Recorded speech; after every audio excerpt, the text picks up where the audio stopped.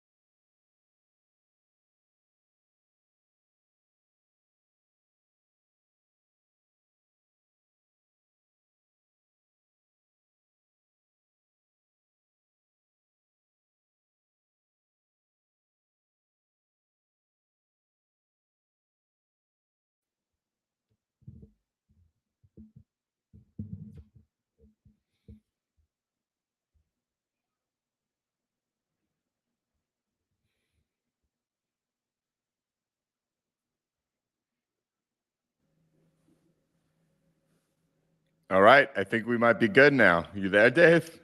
I'm there. I think we're good to go. All right.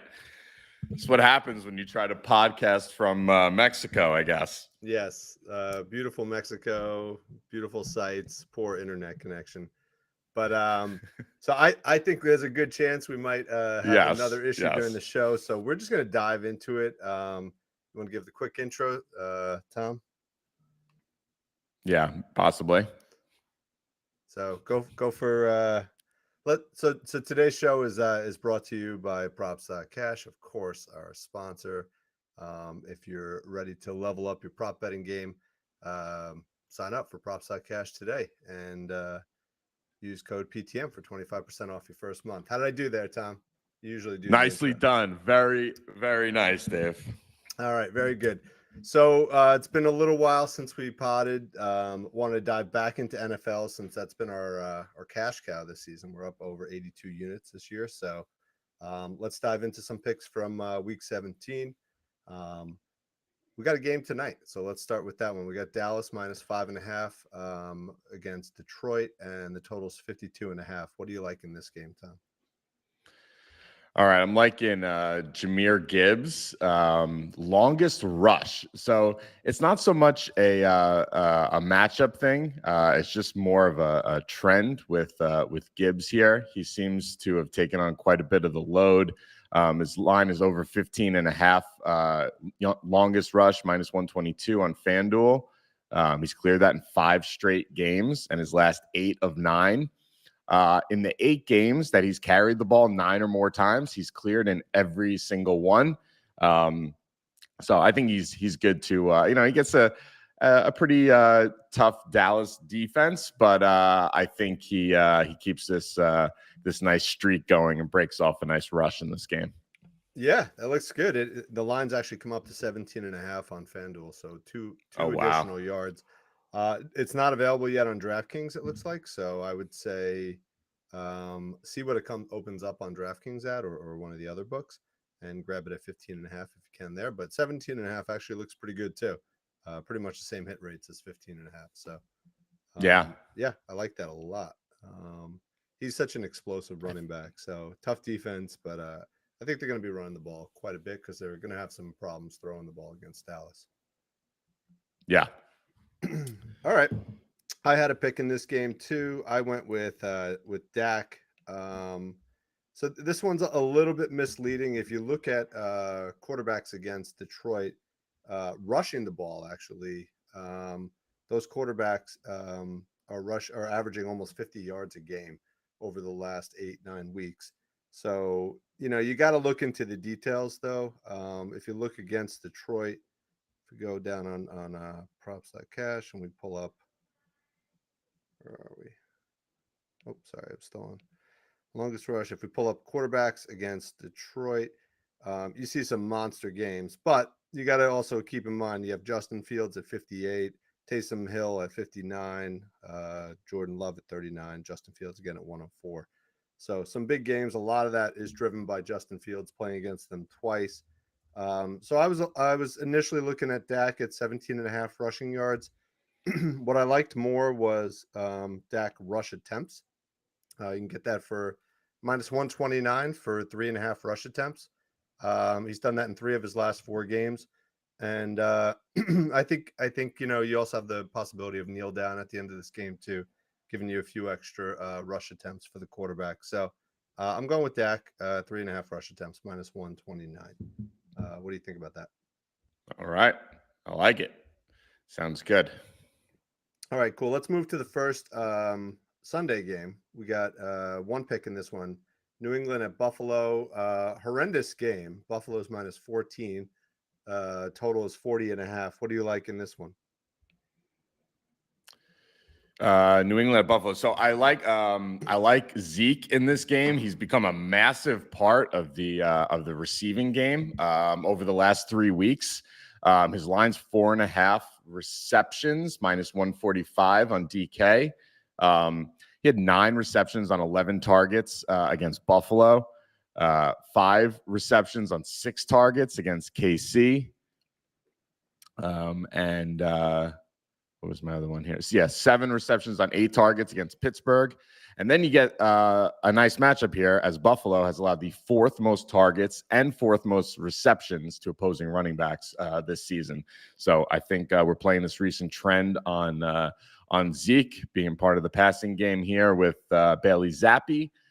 So let's go. Zeke over 4.5 receptions. Yeah, I like that. You can actually get that for minus 123 on Caesars, which is much better value than the minus 145 you mentioned. So let's play this one over on Caesars if you have access to that book.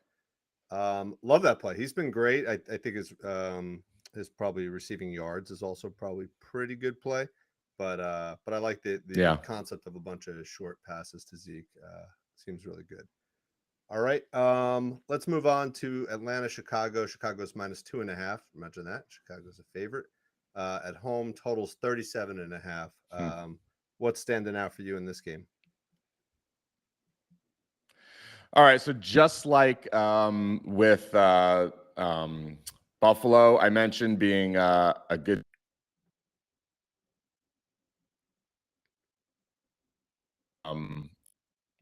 is even better. They've allowed the 2nd most targets and 2nd most completions to running backs.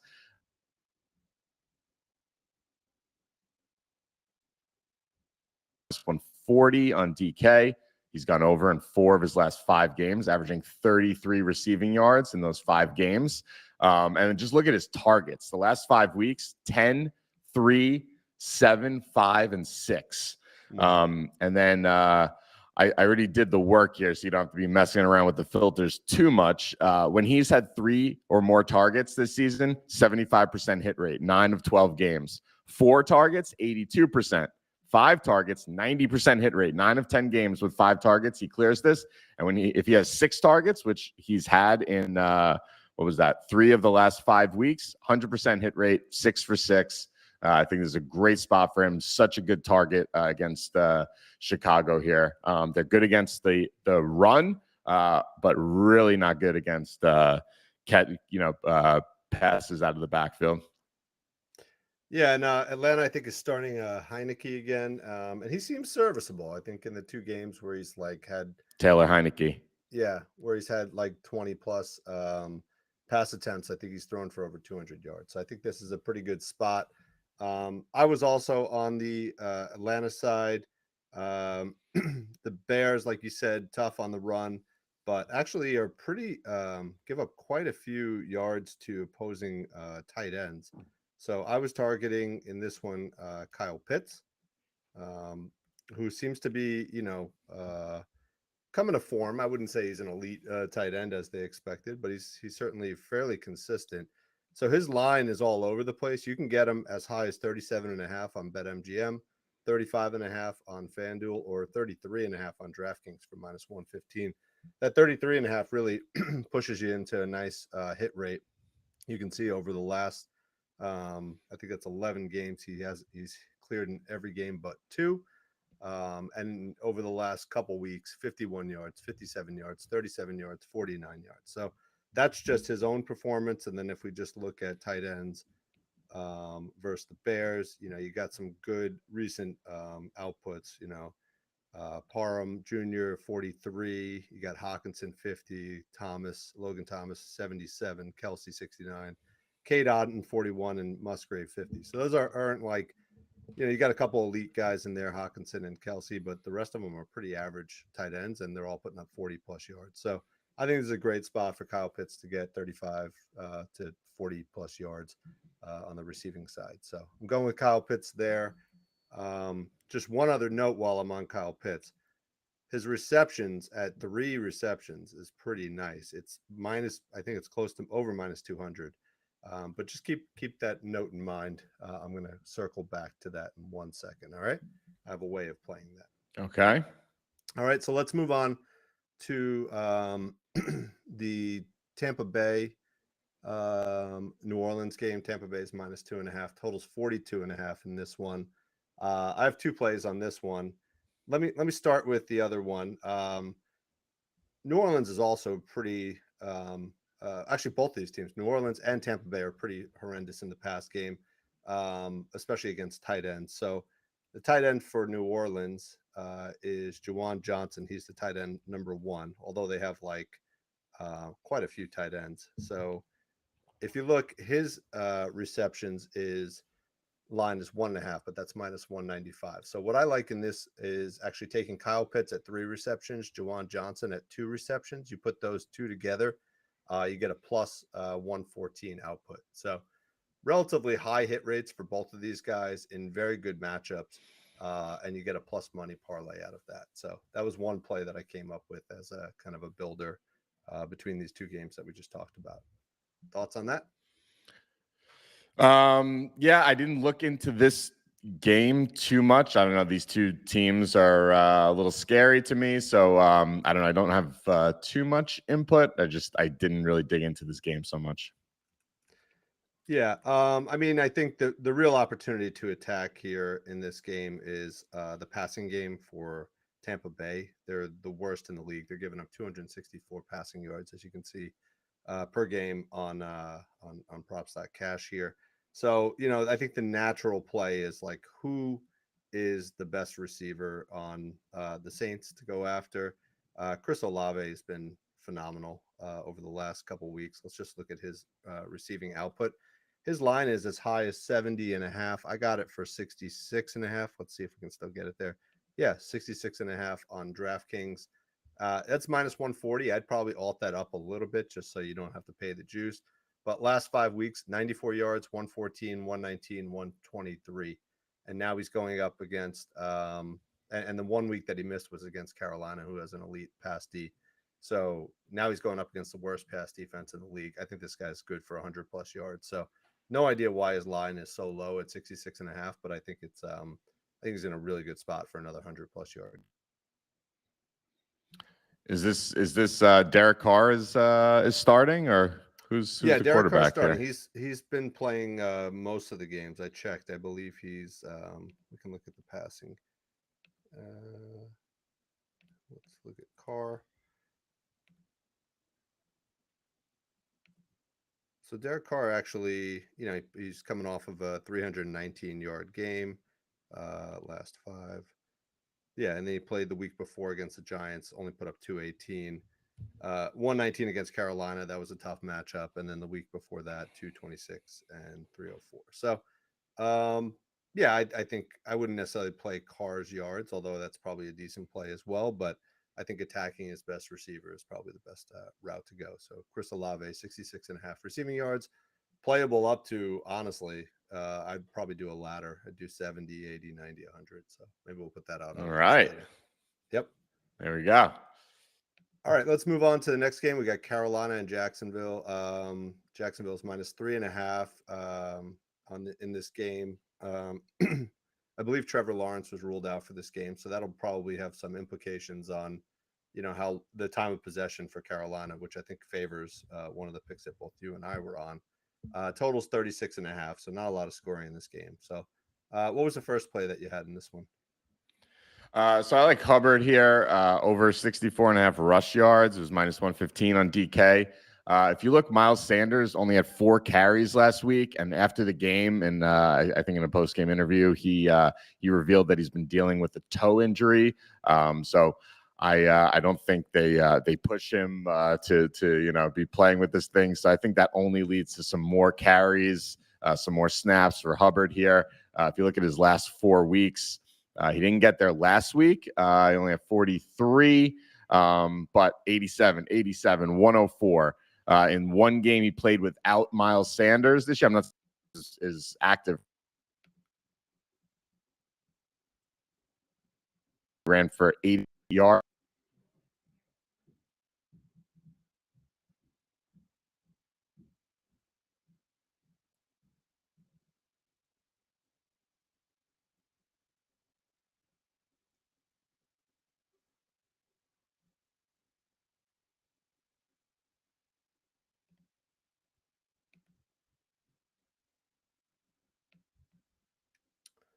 All right, I think we lost Tom there, but let's keep going. I'll wrap it up.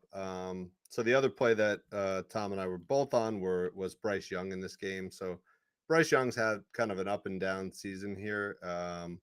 But again, Jacksonville's rush defense is challenging. And I think they're going to be in a position where they're going to have to throw the ball. So I think Hubbard is still in a good spot to get the rushing yards.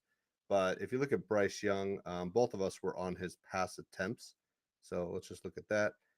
The line just seemed way too low. 28.5 is what we had it at. It's actually a plus money, minus 102 or plus 100. But in the last 10 weeks, he's cleared this in 9 out of 10 games. So this is one that we've played quite a bit this season. You can look at completions or you can look at pass attempts. We've kind of gravitated more towards the pass attempts because quite honestly, his pass accuracy is not the greatest.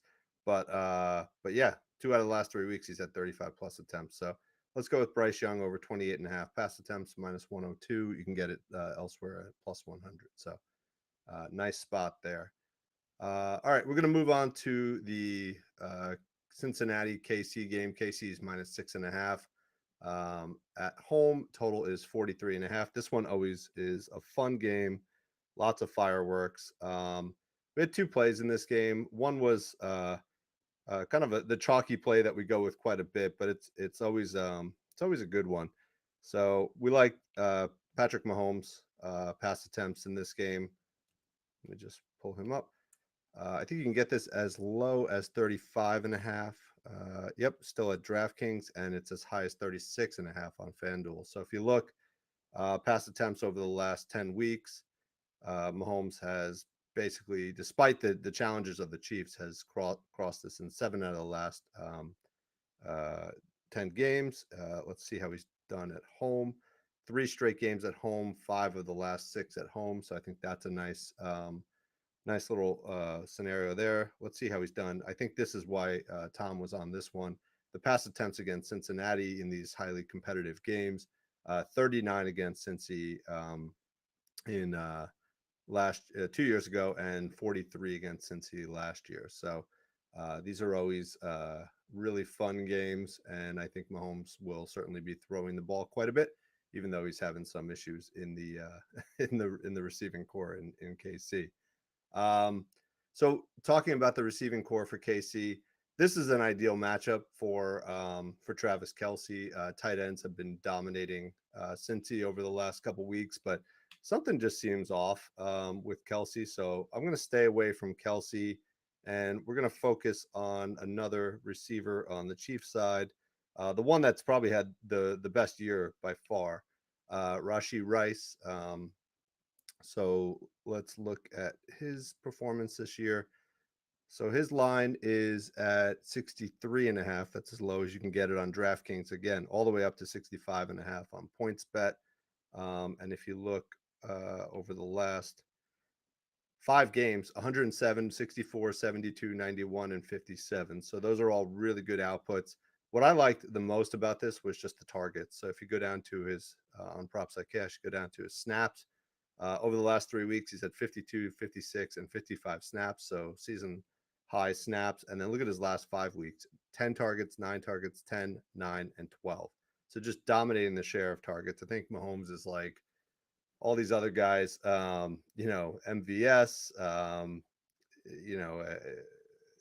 Noah Gray, like all these other options that he has, they just aren't working out. Justin Watson. So he's just going to keep feeding the ball to Rice, probably feed the ball a healthy amount to Kelce, but I think Rice is in a really good spot to go over.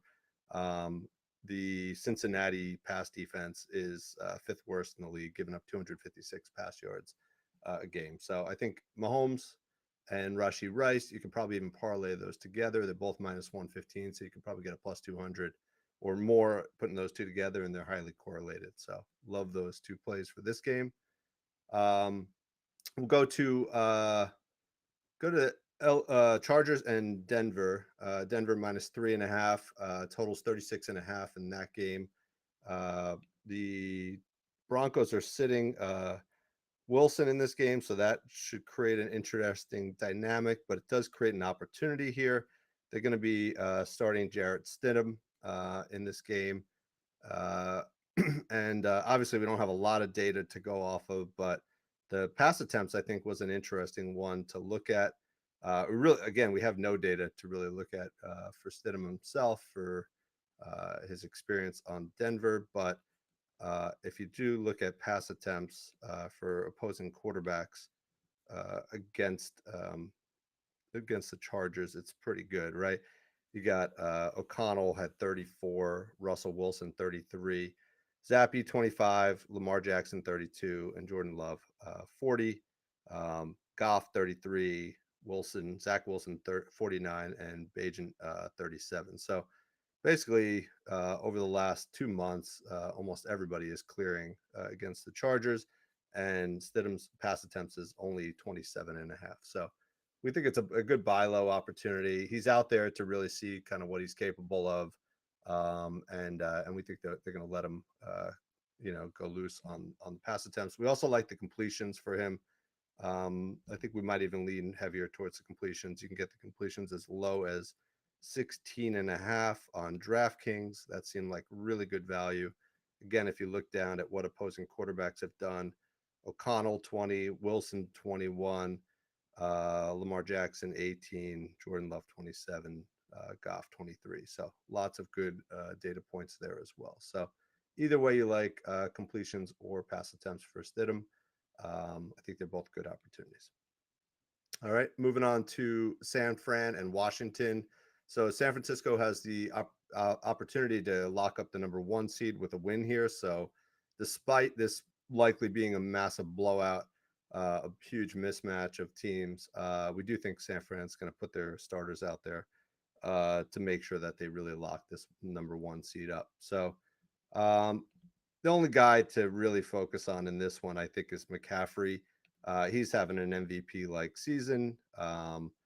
Let's just look at what he's done recently. If you look at his rushing yards, he's got 5 straight weeks of 90-plus rushing yards. His line in this game is pretty good. You can get it as low as 85 and a half on DraftKings and as high as 90 and a half on FanDuel. So we're going to go with McCaffrey, 85 and a half rushing yards. I think he's due for 100-plus rushing yards. Washington's rush defense is pretty poor. Their pass defense is even worse, but I think their rush defense is pretty poor, ranked 23rd in the league. Let's see what some opposing running backs have done against them lately. Yeah, Kyren Williams put up 152. Mostert and A-Chain put up big games. Tony Pollard 79, Barkley 83. So these are all kind of second tier running backs compared to McCaffrey, and I think it's a huge value spot to get him at 85 and a half, even though that's a really high number. So we'll go with that. You also have the opportunity to do McCaffrey 100-plus rushing yards and a touchdown. Put those two together, you can get that for plus 120. So I think that's another way you can attack this one if you're looking for a plus money play. All right, and last game that we were going to cover was the Giants and the Rams. So the Rams are in New York, -6 as road favorites. Totals 43 and a half in this game. And again, I think the opportunity in this game is really to focus on the running game. Kyren Williams, who we just talked about with a huge couple huge games, he's ripped off 100-plus rushing yards in 5 of the last 6 games. And now he's going up against the Giants, who ranked 29th overall in rush defense, giving up 134 rush yards per game. Let's take a look at some of the games that they've recently given up. Kamara had 66, AJ Dillon 53. Ramondre Stevenson had 98 on a line of 58 and a half. Brian Robinson 73. So look at all those green checks in the last month. And Josh Jacobs, who's probably a decent comp here, had 98 on a line of 62 and a half. So expect the Rams to be winning most of this game, running the ball quite a bit. This is a very high line. I think you can get it as low as 91 and a half on FanDuel. So make sure, like all of these that we're talking about, shop around and place them today before they all normalize. But I think 91 and a half yards is pretty good. I think he's going to get tons of attempts. If you look at his attempts over the last couple of weeks, 21, 25, 27, 22. So I think he's in line for another 20-plus attempt game. So if you prefer that angle, you could also go with his rush attempts. So, all right. So that's it. Those are the picks that we have. We just wanted to get them out quick. It's a busy weekend. Like we said, we have game tonight with Detroit and Dallas. So get those 2 picks in for Gibbs and Prescott, and the rest of them lock in today before the lines go up. So that's all we got for today. We'll be back probably on Monday or Tuesday with our next NBA pod. Looking forward to giving out those picks, and let's go make some money today.